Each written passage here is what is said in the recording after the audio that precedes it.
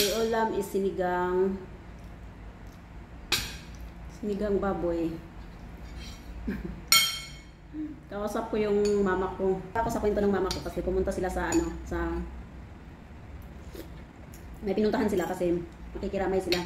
Ayun, itong kapatid ko at saka yung asawa, hindi nila alam kung saan lugar yung pupuntahan nila.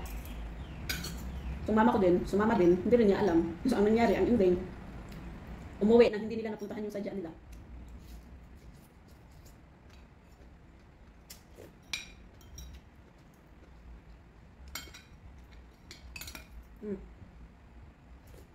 Bakit wala siyang pera?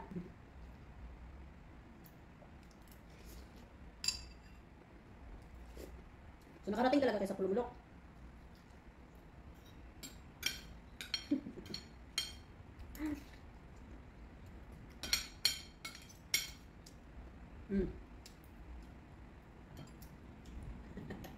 Hindi talaga nila malalaman yun kung hindi man nila kabarangay eh.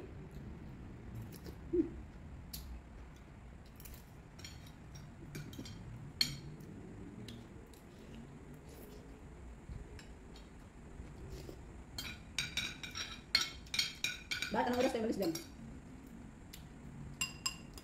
Anong oras kayo malis kanina dyan, ma'am? Tapos ngayon na kayo dumating.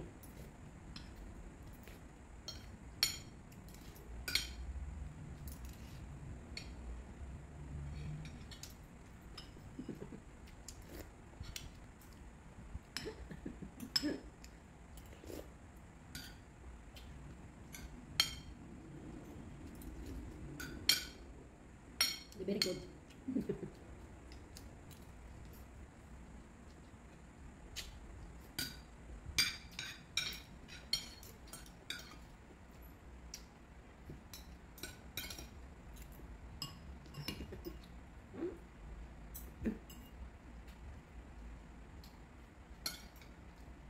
Ba't kasi hindi kayo nagtanong bago kayo umalis? Hindi kayo nagtanong kina Antonio?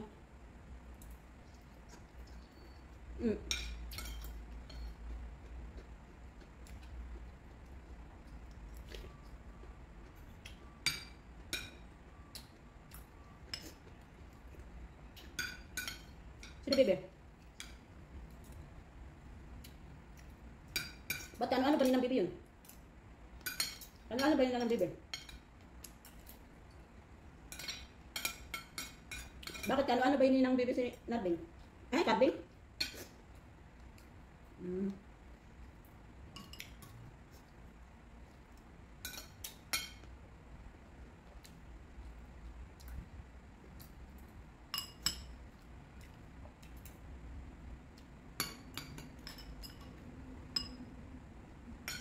Sino yung nagpa-music, ma'am?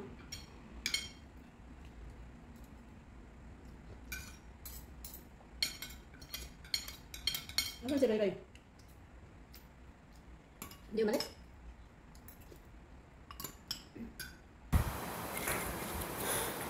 Hi guys! Good evening! Kumusta po? Busa na ako ng Glide. Last isa na lang yung natira. Buti na lang meron pa. So, ang dami kong plansyahin, no? Too much. Kagabi, magplansya sana ako, kaso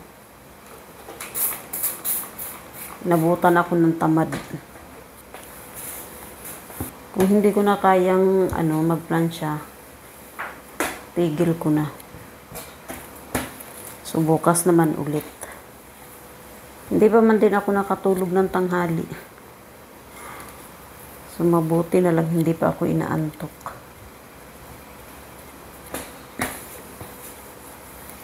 So, yung mga pantalon, ubusin ko to ngayon. Para wala na akong plansyahin na pantalon bukas. Ito, pang bahay lang naman to. So, hindi ko na kailangan plansyahin ng maayos.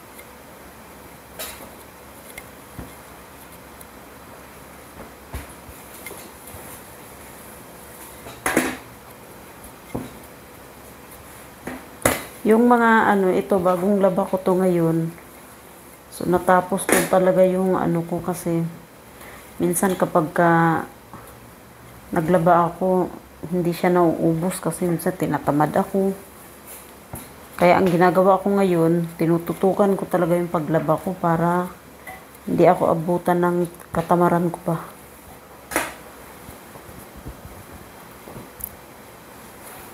So, hindi siya ganun gusot kasi kalalaba ko lang ngayon.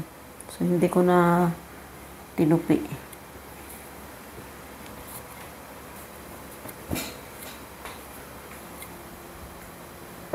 I think I miss siya yan.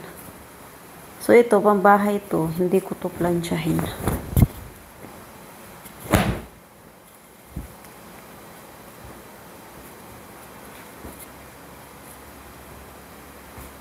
Kanina, naglinis ako doon sa kwarto ng boss ko. Sabi niya sa akin, oh, tulungan mo naman ako sabi niya sa akin, kaninang tanghali, Larry, samahan mo naman ako maglinis ng doon sa dressing ko, sabi niya. Kailangan ko ng assistant, sabi niya. So, nagkataon kanina hindi ako nagluto ng tanghalian. So, sabi ko na lang sa kanya, tanggalin ko muna yung nandoon, te. Linisan ko na lang, tapos ikaw na bahala magbalik.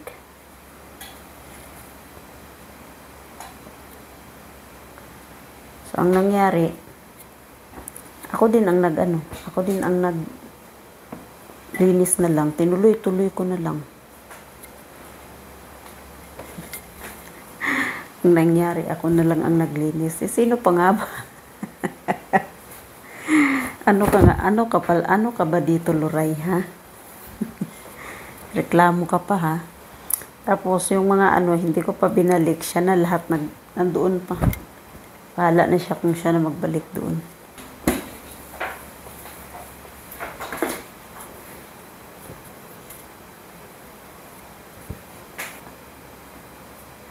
Na, 11:30 na ata.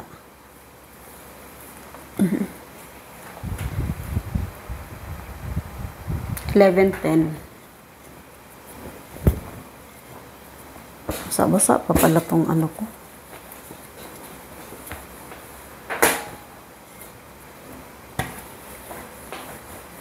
Medyo basa-basa siya kaya plansyahin ko.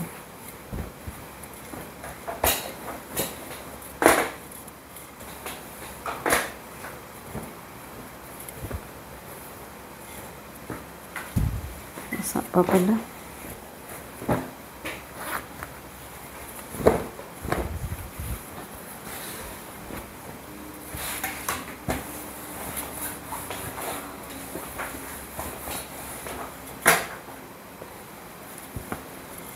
Ganito lang ako magplansya. Napaka Plansyang to, guys.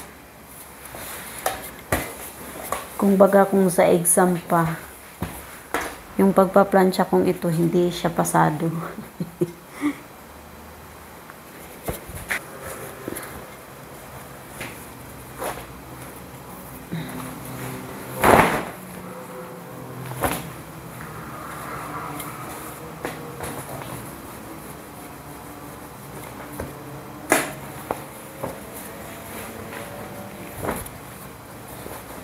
Guys, sa mga hindi pa po nag-support ng aking channel, please paki-support po.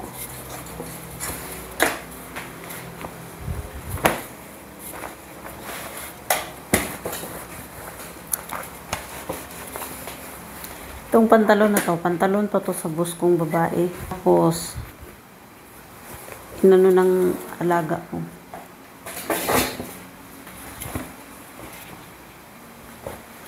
Niliitan lang ng bewang, tapos sinuot na ng alaga ko. Diba? Yung alaga ko lang, kaarte-arte.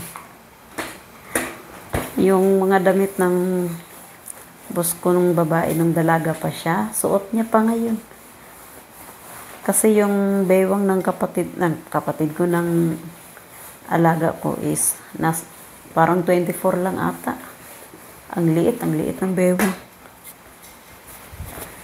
Parang ganun yung bewang ng nanay niya dati.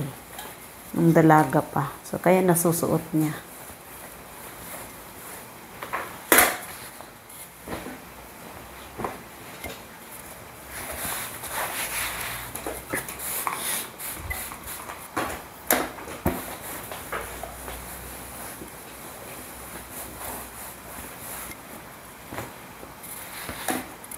So, bukas, linggo, sana makasimba na naman.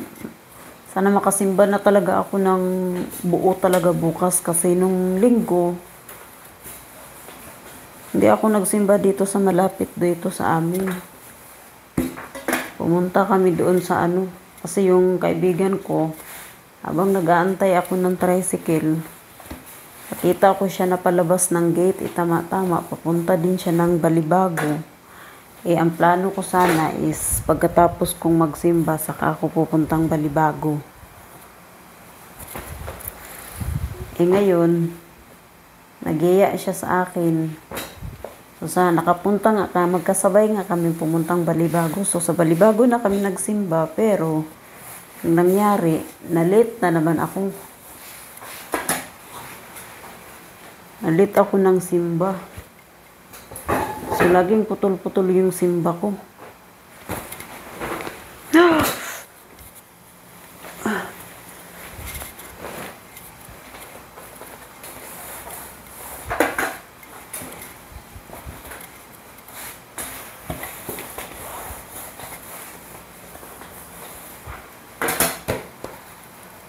Ewan yung bewang ng alaga ko. Ang liit. Anong size ba to?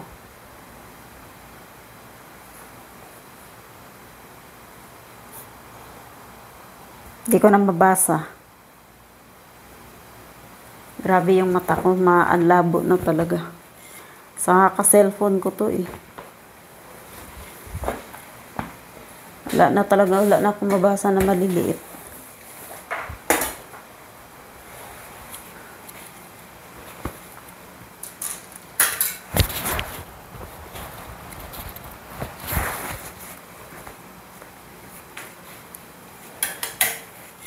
Cellphone pa more. Kung dati-rati, nakakatulog ako ng alas 9 or alas 10 pa ng alas 10 ng gabi. Ngayon, kahit 1 or 2 o'clock na, kaya kong ganun yung tulog ko. Which is, hindi siya maganda.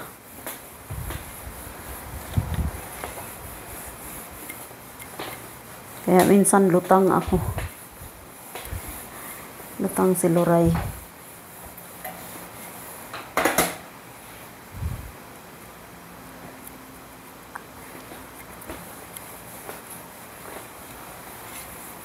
Lalo na ngayon, ang mga tao nakadepende na sa mga cellphone. Katulad ng magpapadala ng pera. Pwede ka nang magpadala ng pera sa pamilya mo na ikaw lang. Kung dati-dati, kailangan mong pumunta sa LBC or sa Palawan. Although meron pa rin naman ngayon na ganun yung ano. Pero kadalasan na ngayon guys, GCash, through the bank, bank to bank, mga ganun, GCash to banko, ganun. So kahit sa bahay ka lang, hindi ka na makapagpadala sa pamilya mo. So, kaya lahat ng mga tao ngayon, nakaano talaga sa cellphone. So, kahit nasa layasan ka, kung may load ka lang, kung may hingi sa inang pera, or importante sa pamilya mo, pwede ka nang mag-send. Diba? Ganun talaga ka-high-tech ngayon, ano? Kaya kahit mga bata ngayon, ang gagaling na sa cellphone. Liban lang sa akin. Ako talaga, wala talaga akong kaano-ano sa cellphone. Ang ano ko lang, magbi-video, mag-chat, ganun lang. Pero yung magkakalikot sa cellphone ko, ay, maliban na lang ngayon sa ano, yung sa reels. Yun, marunong-runong na ako magtingin-tingin sa ano, kung mayroong violation or ano, or i-check mo, ganun ba, yung account mo. Medyo may alam na ako konti, pero yung iba naman, ay wala na eh. So yun guys, tapusin ko muna tong plansyahin ko ngayon. So bye muna ngayon. Para mababasan ko tong plansyahin ko, tapos matulog na ako ng mga 12. Dahil 11:30 na, hanggang 12 lang ako matutulog na ako.